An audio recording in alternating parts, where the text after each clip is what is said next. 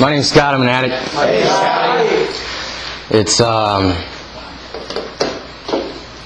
just really hard to believe that 2 years ago to this day, I walked through that door and sat right there where Alan is and just sobbed and sobbed and sobbed because I couldn't stop using. I was clean for 5.5 months prior to that, but I wasn't willing to take all the suggestions. I figured I was different, and if I just came to a meeting every once in a while, a couple a week, maybe talk to a few people, that I'd be okay. But that wasn't the case. I managed to stay clean for a little while, and I used again. And that's not... To me, that's not a relapse. I was not working a program of recovery. There was no active change in my ideas and attitudes. I simply used again. It had just been an extended period of time, longer than any other time I had before. I could get clean for a day. I could get clean for a week, and I'd use again. I wouldn't consider that a relapse. There was no active change. But this time around, man, I just had enough. I just had enough. I tried doing it my way for probably 2.5 years. I knew that what I was doing was wrong. It was just wrong. It wasn't okay anymore. My life was not okay. The things that I were doing were producing shame and guilt. In the beginning, when I first started using, there was no shame and guilt. It was fun. I enjoyed it. I wasn't doing anything wrong. It was just, I don't know. It didn't create the shame and the guilt that I started to experience at a certain point. And that shame and guilt that built up just from using those 2.5 years really just started to take a toll on me, and I was just burying myself alive, and I was tired of it. I was so sick and tired of it. But I just continued to do it my way, and things just didn't work out. I'm glad to be. I'm glad I'm here. I'm glad all of you are here. If it wasn't for God in these rooms, I don't know where. I have no idea where I'd be today. But I'm so grateful that this is here. And that I was just blessed enough to be introduced to this program and finally give this way of life a shot. And if you're new, I want to say keep coming back, just like the Just for Today was today. And those 3 simple words mean a lot. They mean a lot. And like it talked about in the Just for Today, is that, as I kept coming back, and people that had been around for a long time that had learned some spiritual principles and learned a new way of life were practicing these things in meetings, like honesty. And when someone gets honest in a meeting, they are giving other people in the meeting the opportunity to identify and to possibly hear something and understand the way that we feel as addicts. And so as I kept coming around, I tried to find the differences. Like specific drugs, people will throw out names of different drugs, and the drug that I used, I felt that I was somehow different than everyone else. And I thought that I hadn't hit a low enough bottom yet. And I tried to convince myself that I didn't belong here. because of what I used. And that's a very difficult thing that I think a lot of people struggle with. And that's part of the reason why we try not to, and it's recommended that we don't, share specific drugs in a meeting. Because all that does is it creates differences. Somehow you're different than me. And the real thing that I can identify with and understand, and what I realized as to why I truly belonged here, is when people were sharing their feelings and what it felt like to use all the time. Not what they used, but why they used and what it felt like to use. To wake up and first thing you do, it was wake up. Do I wake up at the last minute, which I still do today? That hasn't changed. So your life can still, my life is still very similar in ways to the way it's been in active addiction. But I'd wake up at the last minute. Do I have enough time to eat? Do I have enough time to do what I need to do, basically to live or get high?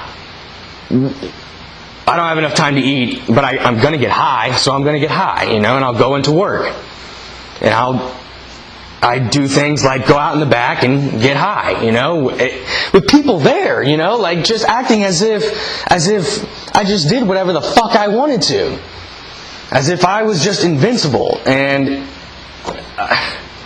it's crazy to me thinking about doing that stuff today, and then when I was doing that stuff, it's just wild, and then I'd go on lunch break and, try and eat in my car and make sure I go home and get high, and then, eat and then get high before I went back to work, go back to work, leave work, go home, get high as soon as I get home, hang out for a little while, do whatever, and get high before I go to bed. It was just, and that was my life. And when people shared that in meetings, that what that felt like, and I was a slave. I was a slave, and I was just powerless over it. And the things that were going on in my life were just out of control, Letting my drug dealer borrow my car all day long while I'm at work, because somehow I can't control my life. I can't run my life, so I just allowed people to run my life for me. I didn't have time to run my life. I didn't want to deal with it. I didn't fucking care. I was so lost and so just fucked up that, oh my gosh, it's just thinking about it, how just insane it was, is just crazy. And the next thing you know, these people are living with me, and they're dropping me off at work because they got it. They don't have a car, but they have what I need. And I was willing to make the effort, to get it by letting them have my car all day long. And then they'd pick me up at work and sometimes be, 30 minutes, an hour late. And I'd get pissed off and give them shit for it. But it just continue. I never actually, it took a long time for me to actually do something about it. And by that time, it was just to the extreme. So just living your life like that. I was thinking about this the other day. When you're doing something all the time, finding ways and means to get more and use all the time, even if it isn't drugs, how are you supposed to have a successful life? How are you supposed to have a decent life and accomplish things and be somebody if you're just doing one thing all the time? It just doesn't really make sense. So I was thinking about that, and it doesn't make any sense to me, and I feel like I'm all over the place right now. But anyway, that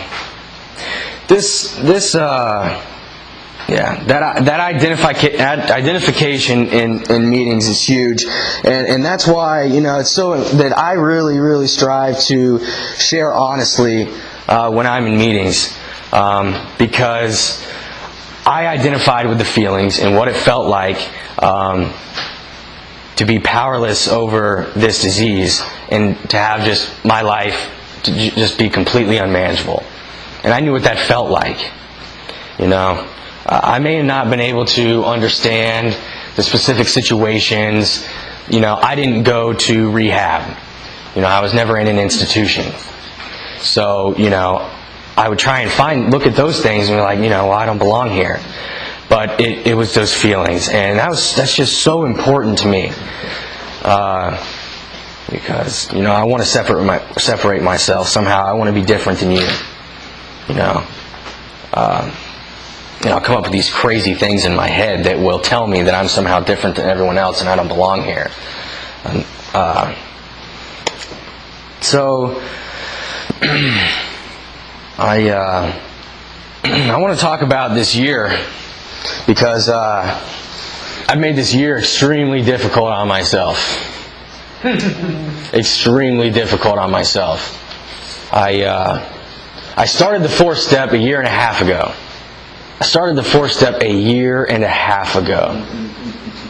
And it sounds like someone maybe identify somewhat. Or they're just laughing at me. I don't know.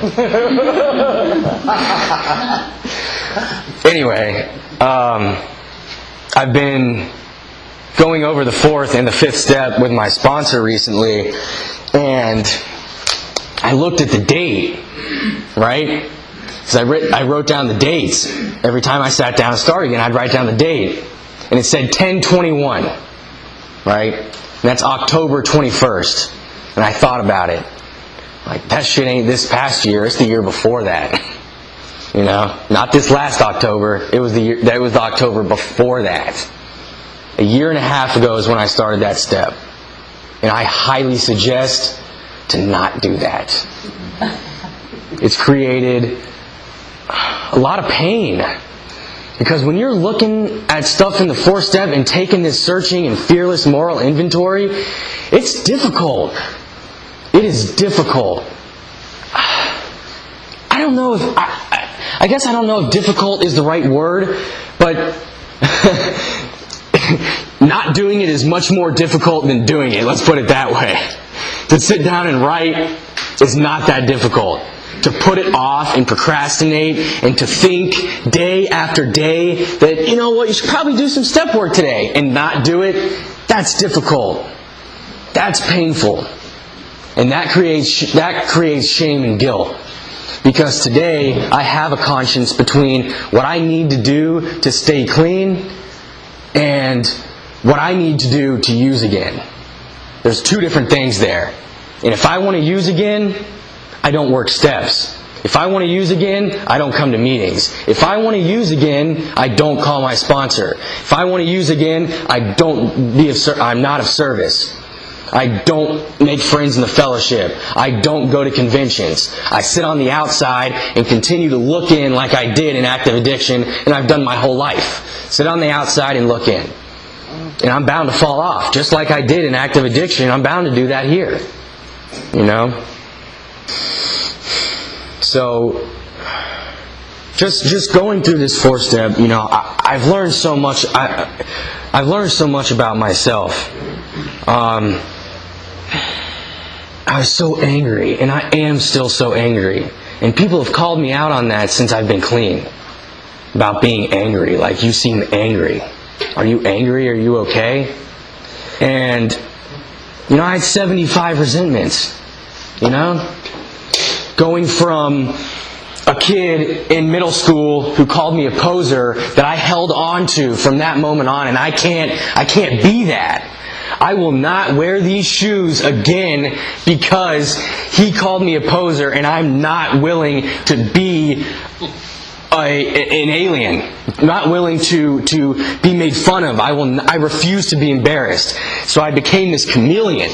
As people would say different things to me, like this girl who I really liked on the bus, right? She made fun of my jeans because they were too short, right? Because they went to above my ankles. This was a fucking huge deal.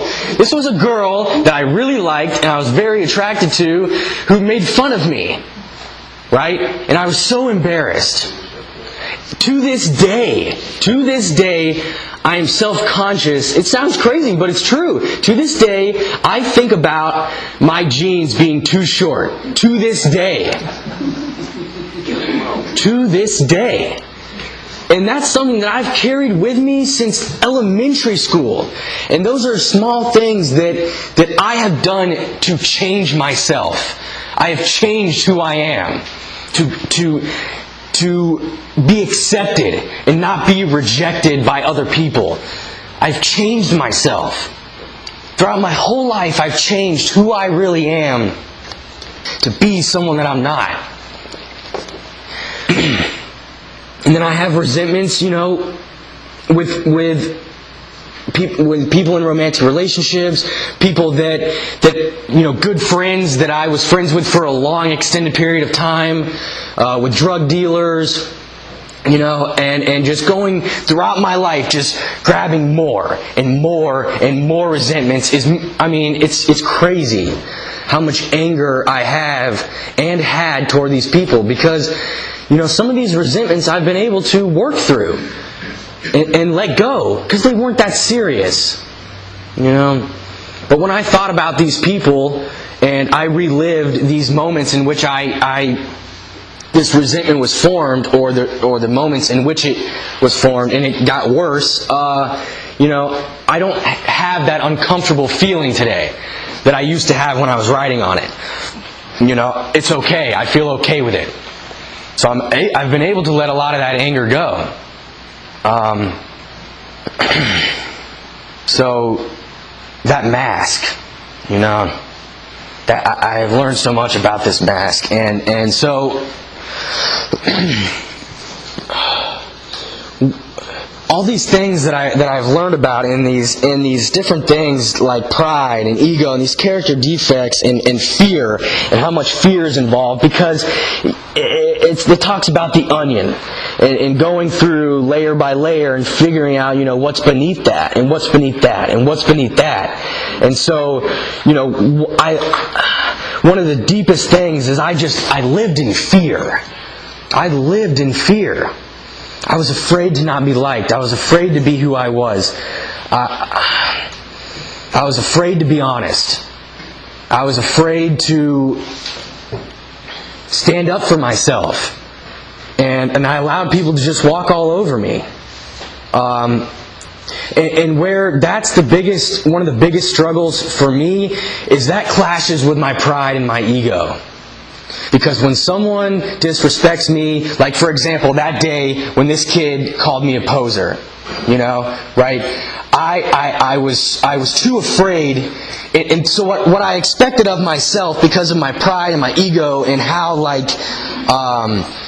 strong I'm supposed to be and how powerful I'm supposed to be, and I just expect these crazy things of myself, like to be, like Optimus Prime, right? Like to be just like this hero, whatever it is, and to say, you know what, fuck you, motherfucker, and beat his ass. That's what I expected myself to do. But I was too afraid. And so I hated myself for that. I did. I hated that about me. I hated that I was an emotional person. I hated that I was sensitive. I hated that. And so I hid that at all costs. I hid it. And what I did a lot of the time in order to do that was just not say anything at all and be on the outside looking in, and to just judge and sit back and say slick shit behind your back, or just come up with ways in my own mind to be better than you are. Just craziness. And all this stuff in my life has just held me back, and I've just been a person that I don't want to be. A person that I don't want to be. I don't want to be that guy. I want to be a guy who can be honest about things that I'm too afraid to be honest about. And I've done that through writing on this 4-step and being honest. I got a book, right? I got a fucking novel. A life novel. And yeah, I'm saying that out of pride and ego, right? Because it took me a year and a half, so I want you all to know that I was doing some work. I wasn't just lollygagging around, like skipping some stuff and skipping months and not doing it. I put some work in, right?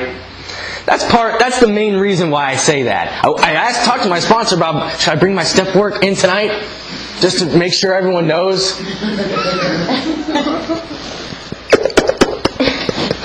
It's funny. It really is. Because that's the way I am. You know, I'm full of pride. I'm full of ego. Anyway, you know, I was not expecting to talk about any of this tonight, but this is where I've been. This has been my past year, is writing on this step and going through painful experiences along the way. Getting involved in other manifestations of my disease. And then spinning out of control because a lot of feelings surfaced through this searching and fearless moral inventory. You know? A lot of feelings surfaced along the way. I was taking a look in my life. And that's the main reason I used, was to avoid life. Avoid my feelings. Avoid myself. In the fourth step, you know, and I may maybe making it sound like it's this huge and scary thing, and people have this idea of the fourth step around here, that it's this terrible and this awful thing. But I've learned so much about myself, and I've been able to practice these new spiritual principles like honesty and open-mindedness and willingness and all sorts of different things. And so now, when things arise, I'm able to see these things and notice them, and I don't have to continue to live this cycle over and over and over again and just, you know, live a painful and just an awful life.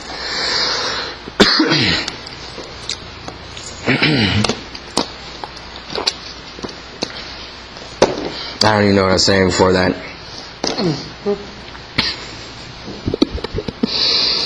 Oh, the pain. Yes, pain. So I've got involved in a lot of manifestations, and so the way that I don't know if you all will be able to identify with this, but this is the way that my disease, the disease works in my life. You know, and if you can identify, then you know you probably belong here.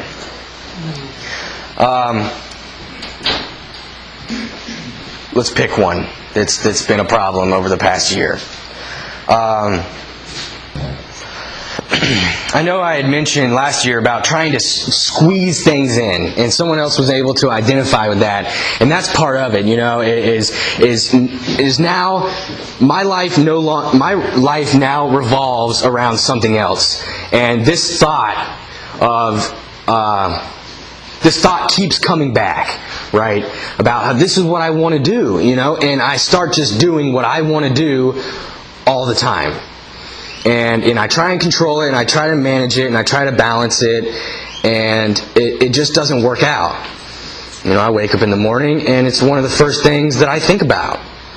You know, I think about how I can participate, you know, and act out when I get home from work.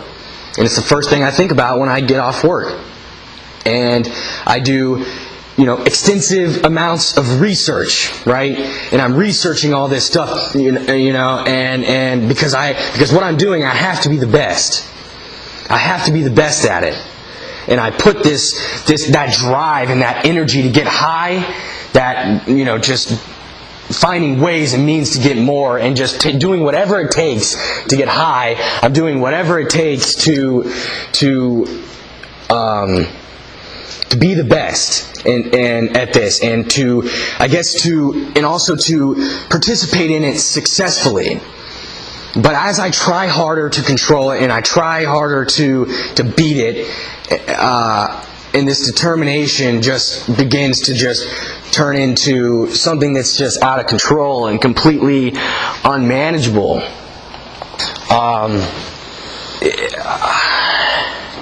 It's difficult these days because these days I have this conscience, like I've talked about before, and I know that what I'm doing is out of control. That it's not okay, you know. I'm spending so much time doing this, and I'm missing meetings, and I'm not doing step work, and I'm not calling people, and I'm declining all basically opportunities to hang out with people in the fellowship. And, you know, I'm going during my lunch breaks. I'm going to the store to you know, buy stuff. I'm staying up till 3 o'clock in the morning and calling in sick to work because I'm too tired. And then be like, oh, well, I'm just going to, get a lot of stuff around the house done today. I'll just take advantage of this day off. No, fuck that. I didn't do that. I did just, continued what I was doing at 3 o'clock when I stopped doing it at 3 o'clock in the morning. And these things that I've participated in have really been painful, and they've sucked. They really have. Like I said, I've made this past year extremely difficult on myself. But it's okay. What I'm realizing is where I'm at right now is okay. I'm clean. I'm here. I'm sharing on 2 years. 2 years ago, I came in and sat in that seat and was just sobbing because I couldn't stop using it. I didn't know what to do. And my life has just completely changed.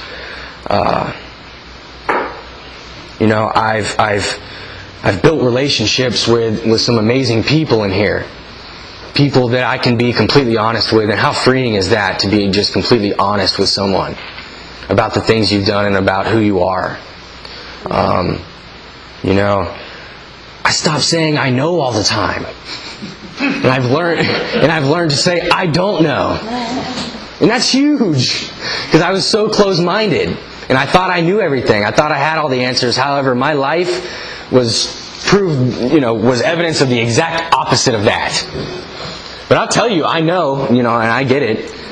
I don't do that anymore. I'm able to say I don't know, and be humble about it. And another thing I've learned is not only do I just say I don't know, but I can find out. I can look up a word in the dictionary, Not only just I don't know, and expect someone else to tell me, but I can take steps in order to, learn. It's crazy. And these sound all like just such simple things, but these things are huge to me. Because I didn't do any of these things before. I neglected all of this simple stuff that has changed my life completely. Like simple, what does it talk about? How it works, our program is a set of principles written so simply that we can follow them in our daily lives. And these simple things have changed my life so much. Willingness to participate in all these things. This program and God have kept me clean for 2 years. For 2 years. If you're here and you're tired of using and you don't want to use anymore, there are things that we do to not use anymore. It's simple. And you hear about it all the time. And I feel like it's just things that just people say.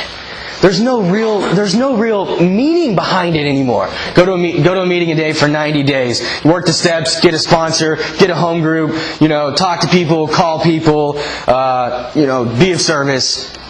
And it's kind of just like that. But what those things are is how we stay clean. That's what those things are, is how we stay clean. You may hear them all the time, and they may seem like, going one ear and out the other. But until I started doing those things, I couldn't stay clean. I didn't do those things in active addiction when I was using before I even knew about Narcotics Anonymous. I didn't do those things. I didn't stay clean. When I came here, I didn't stay clean because I didn't do those things. Until I was able to do what my sponsor asked me this go around. Are you willing to do whatever it takes to get and stay clean? And I said yes. And I was a little unsure about that. Didn't really know what that looked like. And that was scary. And I was afraid that I wouldn't be able to keep that commitment. What the hell does whatever it takes mean? What does that include? What does that involve? And I was scared and I was afraid to let this guy down. This guy I didn't even fucking know down. I'm going to let this guy down. He's going to think less of me. If I don't fulfill this commitment here, this means everything. But I said yes.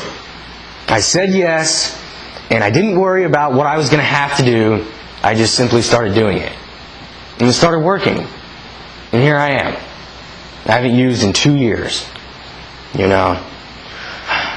I don't like to talk about war stories because I believe that a lot of that creates, like I said, you know, separation and ways to. I mean, they're fun, they're good, they're funny, you know, and it's enjoyable. But you know, I'm here to carry the message, and that's that an addict, any addict, can stop using drugs, lose the desire to use, and find a new way to live. You know, it's obvious I lost the war. I'm here. You know, it's pretty obvious I lost the war with drugs, because I wouldn't be sitting here if I had won. You know, I just hope that you all keep coming back. I'm so grateful for the people that were here before me, because, you know, if a lot of you that were here before me hadn't have been here, you know, I don't know if I would have made it to this point. I walked through that door, not knowing that door right there, not knowing what to do, where to go, not knowing what the hell was going on in my life, and just completely lost, and wanting to stop using but didn't know how. And I came into this room, and there were people here that were willing to just, you know, give me a hug. I didn't know what the hell that was all about, and it was weird, but someone told me that we hug because due to the nature of the disease of addiction, I may never see you again. And that's true. Because I've been here for 2 years now, and I've hugged people one time, and I haven't seen them again. Who knows? But people were here and willing to give me a hug and just welcome me in and accept me for who I am, thinking about all these terrible things about myself, being so ashamed, and just being able to understand and identify with me. That was just something that I had never experienced before. And it was attractive. And so I kept coming back. You know, and it's just, it's amazing how, you know, the sponsor-sponsee relationship and the predecessors and the new people and, you know, and you know, today I have an obligation to extend love the way that love was extended to me when I got here, to the people who come here now, and the people that come back after relapse, that come here for the first time, that are come here just to get their paper signed. And even for the person who's been here for years and years but struggling, you know. This program, you know, I don't know. I don't have much more that I can say other than, you know, we say that it works if you work it, not it works if you know it. And so if you want to stay clean, keep coming back, and you know, get a sponsor and start working the steps, because we have never seen a person who lives the Narcotics Anonymous program relapse. Never. And that's an absolute. So that's all I got. Thanks for letting me share.